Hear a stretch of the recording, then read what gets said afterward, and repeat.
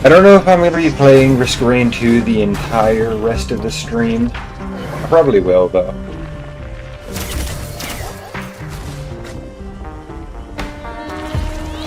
Tomorrow, the first thing I'm going to be doing is trying to get more clothing. And once I have more clothing, I'm going to try to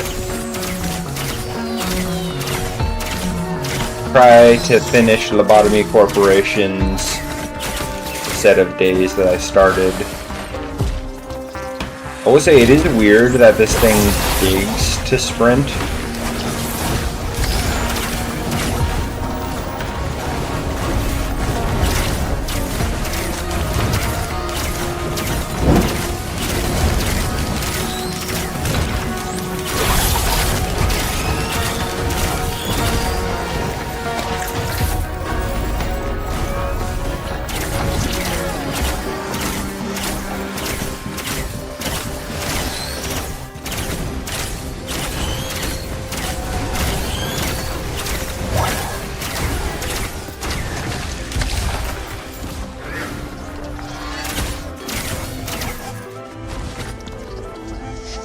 Did I mention that I like killing shit?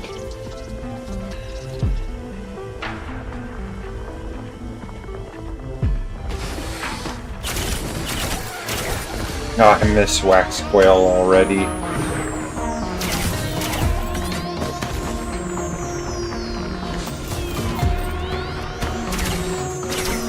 In the video games, I like killing shit. I don't like killing shit IRL.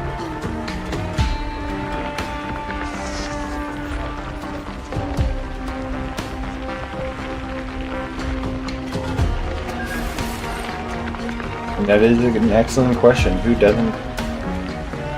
Never did it. I came close to doing it once, and I decided it wasn't worth the effort. Like, in today's society, there's way too much that can go in the way of punishing those who do end another person's life, and it's just not worth it. You know?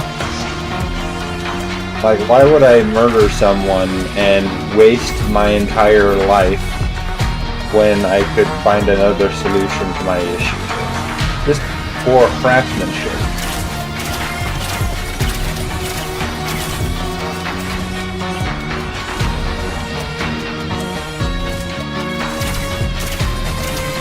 It's why I don't understand people who feel the need to kill people that they don't like the decisions they make and all that. It's like, why? Why do you feel the need to kill someone just because you disagree with them?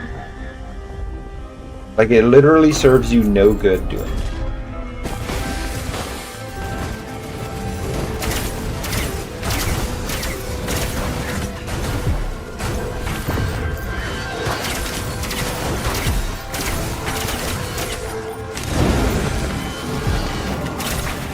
A lot of work to hide a body.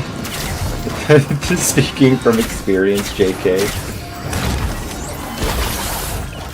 I don't know if you caught this, Brogo, but the thing that started this is I was wasting time killing things rather than like progressing in a game, and I got overwhelmed.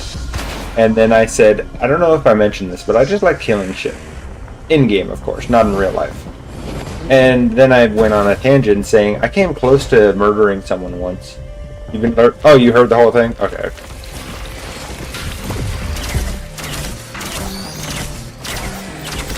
By the way, Frogo, you missed the Lobotomy Corporation portion of the stream. Tomorrow, I'm gonna be finishing the 2 days that I didn't do. I got 3 of the 5 days I wanted to do this week done. I'm exhausted of that game right now. I need to take a breather from it. Tomorrow I'll finish the 5 days this week. It's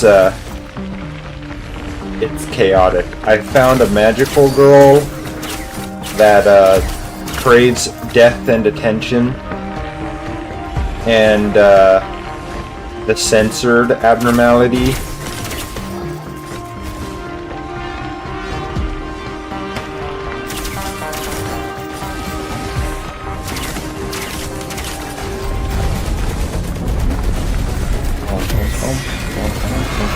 Yay, Beetle Queen, I can burn you!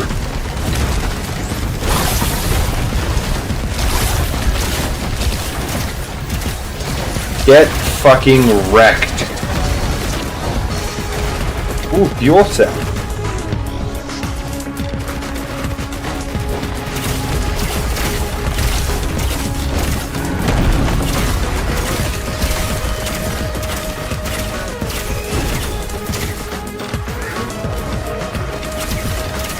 But yeah, Frogo, long story short, your ego has allowed you to be like the main person to interact with one of the more dangerous abnormalities. I'm thinking of moving you to the central command area so that you can be closer to it.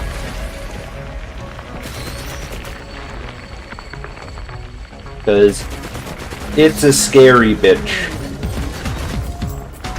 Like literally, its entire gimmick is that just being in its mere presence will make you go insane.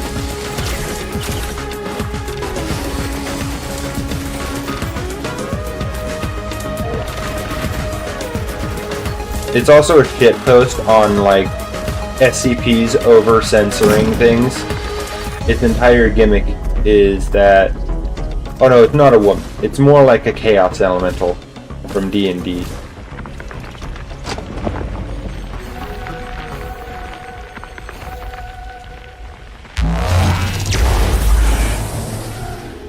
Close enough. No, not... Just to prove a point, I'm about to learn you something. Hang on. D&D chaos elemental.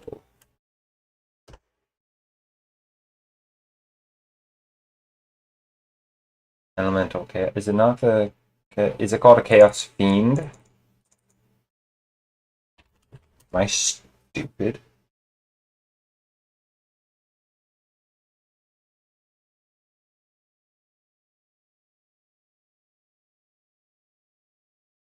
What's it called? Hang on. I literally just listened to a thing about something that makes more of it. How am I not finding the thing that I'm looking for? Yeah, here. This one. I was listening to this thing. But you can't even see it. Hang on. Twitter in the description down below, so show them some love. This thing. Did he put it in the description?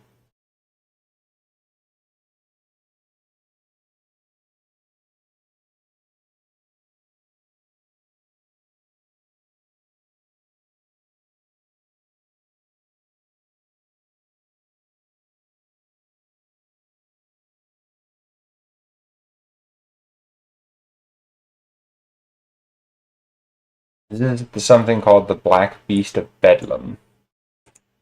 No, just watch the video. It's a good video. London's first mental hospital was constructed, originally called the Priory of the New Order of Our Lady of Bethlehem. It eventually became known as Bethlehem Royal Hospital, often simply just referred to as Bethlem, or more precisely, among your average citizen living in London at the time, Bedlam. The entire history of this institution, well, at least you're honest. Fascinating, if not somewhat morbid story, but needless to say, it's not a place you wanted to end up. It was essentially a prison where mentally ill patients would be packed together in crowded rooms, chained to walls, and subjected to archaic treatments that can only be described as torture. The notoriety of Bedlam was so widespread that by the late 1600s, the name itself became synonymous with chaos, disorder, and confusion.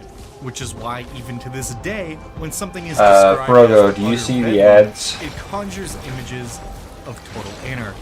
So when Dungeons and Dragons rolls in with a new monster called the Black Beast of Bedlam, the insatiable allure of alliteration aside, you know to expect something chaotic. Welcome to Monster of the Week, the only show on the internet filmed live on location from the far realm. Today we are talking about a monster that doesn't just create chaos, but is, in essence, the idea of chaos itself. The Black Beast of Bedlam. As always, we're going to talk about what this bizarre creature is, its lore and ecology, and of course some ways you might use it in your D&D campaign. I've also converted it from 3rd edition into 5e with some shiny new artwork, so you can deploy this horror no matter what version of D&D you enjoy. Unless you're playing 1st, 2nd, or 4th edition, I guess. In that case, you're on your own. But whether you're playing 5e or even another TTRPG altogether, this week's sponsor, Game Theory Tables, has got you covered. Segway. Say goodbye to traditional setups and get ready to embrace the future we were promised in all those pulp sci-fi novels of the past. We might not have flying cars, but we sure as heck do have awesome game tables that will revolutionize the way you play games. Like burning stuff. From Game Theory Tables, the okay, no matter what this is, I'm going to force myself to deal with it. Maps, interactive character sheets, Fuck. And endless customization, all at your fingertips. Yeah. It's also fully compatible with all your favorite online No. websites such as Roll20, D&D, No. and Foundry. Plus, Not this you thing. need a regular table for popcorn and dice or whatever. So apparently when I'm Whether you're free playing falling, classic board games, TTRPGs, or something more modern, that thing knocks me deluxe back a touchscreen bit. table Did I ever for get all your New Kahana's tabletop opinion experiences unlocked? to Let's life find out. with stunning visuals, intuitive controls, and seamless gameplay. You've never crushed a family member in Monopoly until you've done it playing on one of these bad boys. And if you do decide to Hang back on. their Kickstarter, which is currently live in the link down below, you can get a massive at a discount. There are tons. It's never been a better time. See what you think.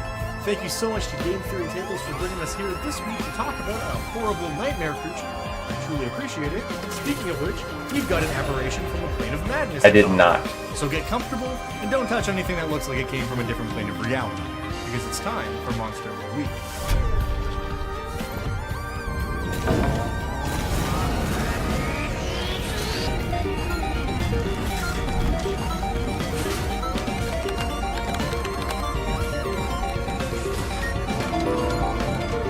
I can't see what that says. I think I can infer what the rest of it is based The on that. Black Beast of Bedlam certainly lives up to its namesake.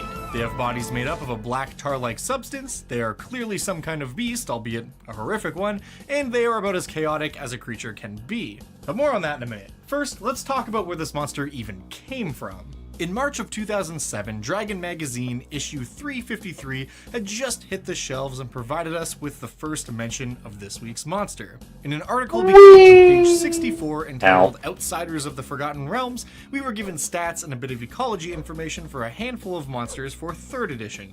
These monsters were all outsiders, which is a classification that does not exist in 5e D&D, but was used to categorize creatures from outside the material plane, such as angels and demons. Now, funnily enough, there are no actual stats for the Beast of Bedlam in this issue of Dragon Magazine, but it is mentioned. On page 66, there's a brief section that talks about how some of these outsiders might appear in settings other than the Forgotten Realms, and curiously, the article explains how something called a Black Beast of Bedlam lives in the windswept depths of Pandemonium, and in Eberron, they might stalk the churning chaos of Kithri. I'm sure this confused some readers, and while I don't have the whole story here, I'm assuming it was a case of either the monster stat block itself or the artwork not being ready in time to meet the magazine's deadline, but they forgot to take this bit of text mentioning it out of the sidebar entry for the lore and ecology part of the article. But in any case, the beast would appear 2 months later with art and game statistics as part of Dragon So 355 in May of 2007. Longtime viewers of the channel might recognize this as the same micro-bestiary that the Obliviax Memory Moss's 3rd edition stat block came from. And while there are a few other beasties in here we're definitely going to talk about eventually, the Black Beast of Bedlam specifically appears on page 33. The artwork here is uncanny in the best way. It perfectly suggests that this thing was mere moments ago something that resembled a human. Lost Sears lenses! Beast, but look at the two tendrils on the right. They look an awful lot like legs, and towards the front we have a tendril awfully similar to a malformed humanoid arm. And none of this is accidental, of course, because this bad boy is a shapeshifter. Tofu feather! The Beast of Bedlam is able to cast Disguise Self at will, which isn't an amazing illusion spell or anything, but it will let you pass as a human from a distance. As long as nobody tries to touch you or gets too close, chances are you'll probably be fine. So now imagine that you see a totally normal looking guy on a street corner suddenly erupt into this thing. That seems bad. But what exactly is this thing? What is the Beast of Bedlam?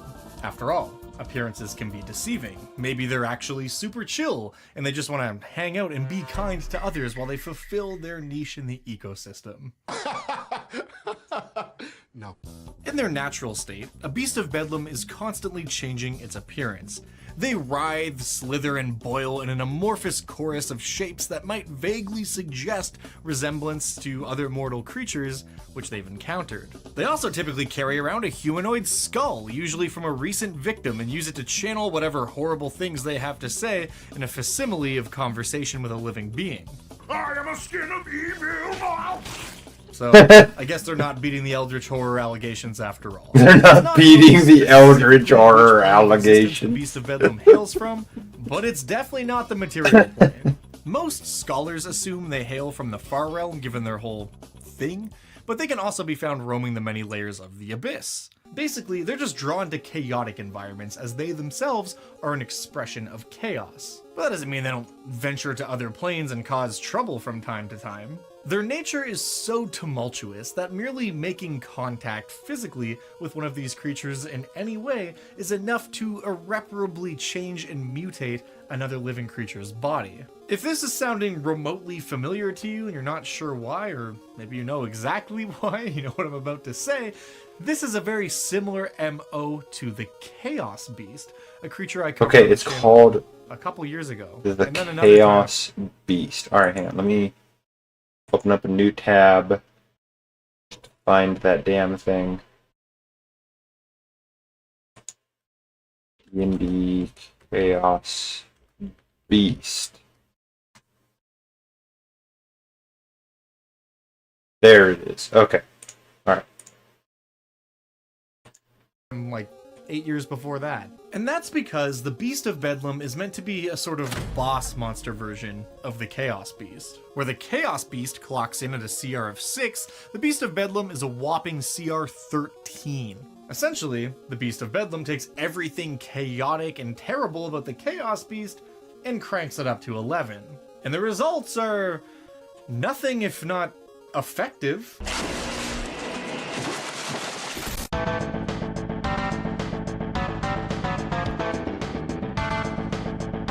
The Black Beast of Bedlam has a speed of 60 feet, which is pretty fast for an amorphous goo monster. It's immune and resistant to a bunch of different damage. Pretty types. fast The creature's at speed all. is constantly changing, much like the YouTube algorithm. It's impossible to know what its next move will be. It has 2 claw attacks it can make every turn, and these attacks not only do a bit of damage, but also threaten to turn the target into a spongy mass of flesh. Excuse me, what? Due to its corporeal instability trait, a trait that it shares with the Chaos Beast, anytime this thing hits you with a claw attack, you must succeed on a DC 18 Constitution saving throw. And if you fail, you turn into a beanbag chair made of meat. In this state, you will of course be imposed with some difficulties, such as a -4 to your dexterity and disadvantage on all attack rolls. But that might be a good thing, because you'll also spend every one of your turns in this form blindly attacking anything that gets close to you. If you happen to be someone who possesses a strong enough sense of self, you can reverse this. Something just occurred to me. Hang on. MHA. What was the thing? Massage dude? Massage quirk, I think.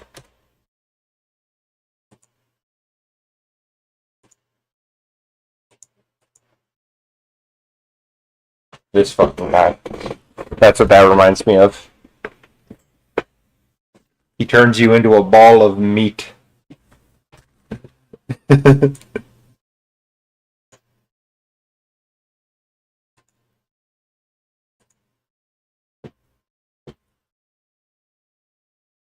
Horrible transformation by landing a charisma save at the end of your turn, but even on a success, you're only going to regain your true form for 1 minute. Since you have literally been infected with the Beast of Bedlam's essence, this is a permanent effect until someone casts Lesser Restoration or an equivalent type of magic on you.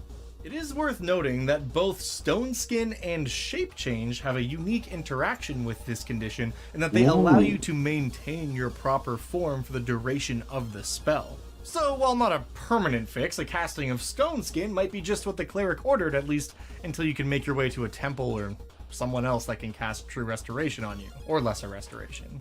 One of the restorations, if, however, you don't manage to regain your form either through magic or force of will, you unfortunately will lose 1 point of wisdom for each round you spend in this amorphous Each 6 form. And if you seconds? lose all your wisdom, unfortunately you are permanently transformed into a Chaos Beast. That's right, the Black Beast of Bedlam is the progenitor of every Chaos Beast at large. So anytime you see a Chaos Beast, just know that it can trace its origin back to something a lot scarier. Not that they're not scary, but it can always be worse. Speaking of being a lot scarier, we haven't even talked about the beast's mockery trait yet. This thing can mimic both humanoid voices and animal sounds it's heard, which is creepy. Apparently, they are also gifted ventriloquists, because not only can they mimic these sounds, but they can also make it seem as if they are coming from any point within 30 feet of them. Now obviously this is a really useful tool for setting up ambushes and messing with your opponents in various ways, but the Beast of Bedlam cranks up the what the fuck factor by using this ability to mimic the voices of creatures it has previously slain. It especially loves doing this in order to taunt others within the vicinity who may have known its last victim. So that's cool.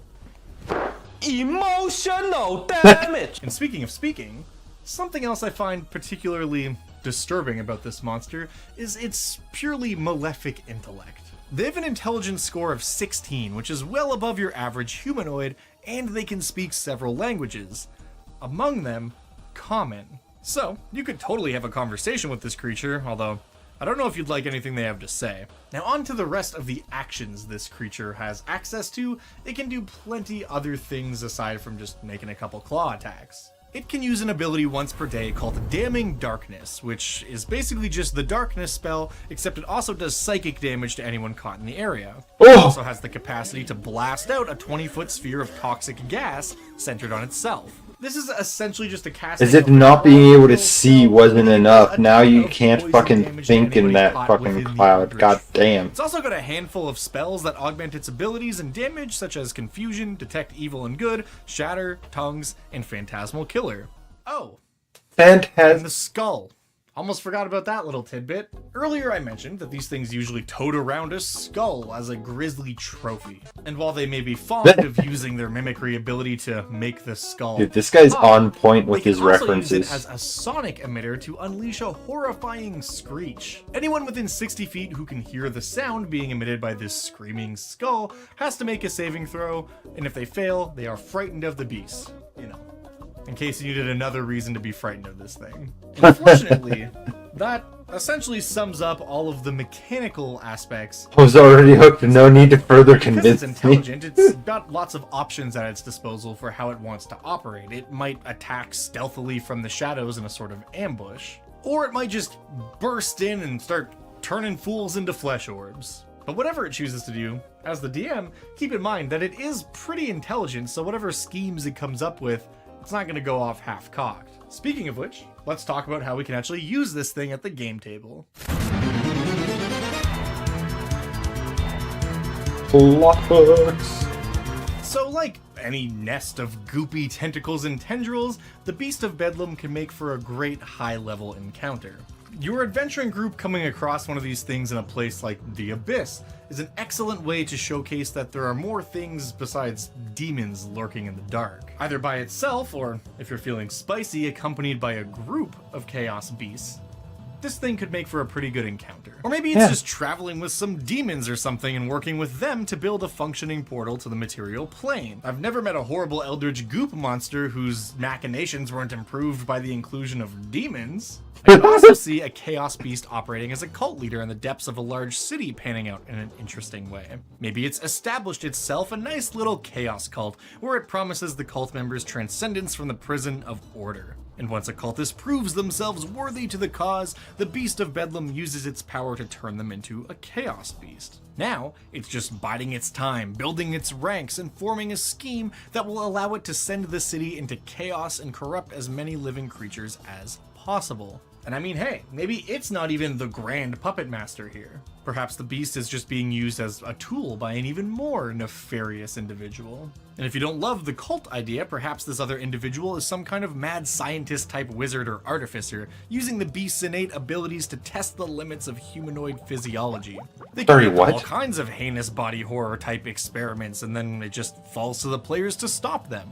Maybe the party is even captured by this guy, and in order to avoid becoming another one of his spongy amorphous experiments, they must escape the mad scientist's lair. Or perhaps it's something less overtly evil, and this mad scientist character has merely found a way to harness the beast's power in order to change humanoid physiology in more subtle ways. He could be running what is essentially a high-concept plastic surgery clinic, using the beast's abilities to reshape faces and other body parts people in the city want changed, in exchange for lots and lots of gold, of course. Maybe the party decides to investigate this mysterious plastic surgeon who seemed to spring up out of nowhere, only to find the beast, and it's trapped, and it pleads with them for its freedom, manipulating them into setting it free, only to have the players unleash a true horror onto the city streets. But at the end of the day, this horrifying goop monster is great, and I don't think we can ever have too many of those. As always, if you do want to use this monster, linked in the description down below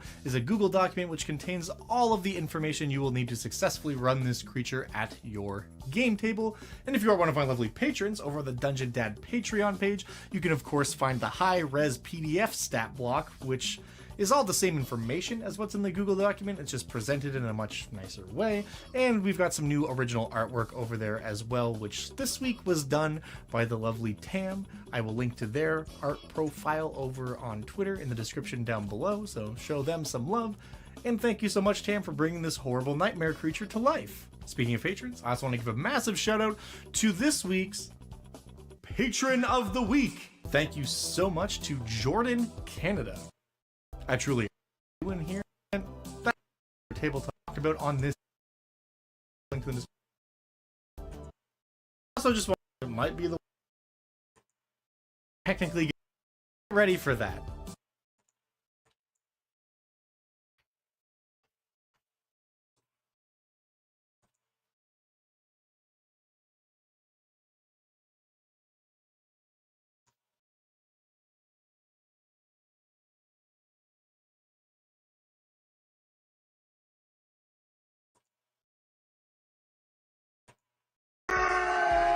Whoa, whoa.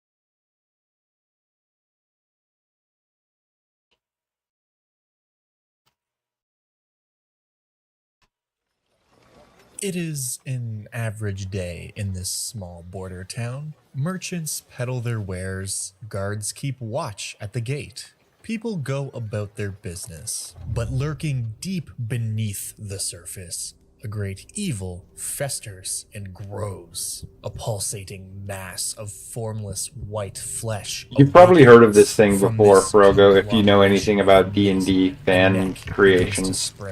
And then ahead, its pale face is featureless, aside from a gaping maw and 2 empty, wet holes to act as eyes. Eyes which now open for the first time. It worms its way to the surface, emerging. You've seen so many Christmas ads? Oh no. Breath of the fresh air. So sorry. For the first time, the creature begins to sing. Welcome to Monster of the Week. This week, we'll be taking a look at a creature that has been requested time and time again, but for good reason. Many of you have likely heard tales of the false Hydra, despicable as they are. My goal today, as always, is to approach the subject of this creature assuming nothing. We're going to go over its origins, its in-game lore, and of course some plot hooks along with some practical encounter design ideas. Whether you're a dungeon master or not, I suggest you settle in because things are about to get wild. I know. I only recently came across the false Hydra because I don't really mess around with the D&D community as much as I used to. This creature was born as a homebrew monstrous creation. It first appeared on the Goblin Punch blog in 2014. The creator of the false Hydra merely posited this monster as a concept. There were no stats, and the artwork provided was mostly depictions of Dead Hand from The Legend of Zelda: Ocarina of Time. These images were meant to serve as a visual aid since they're kind of the closest thing in media to the false Hydra's description, which is horrifying. The entire blog post is basically a description of the monster, a complete guide to its life cycle,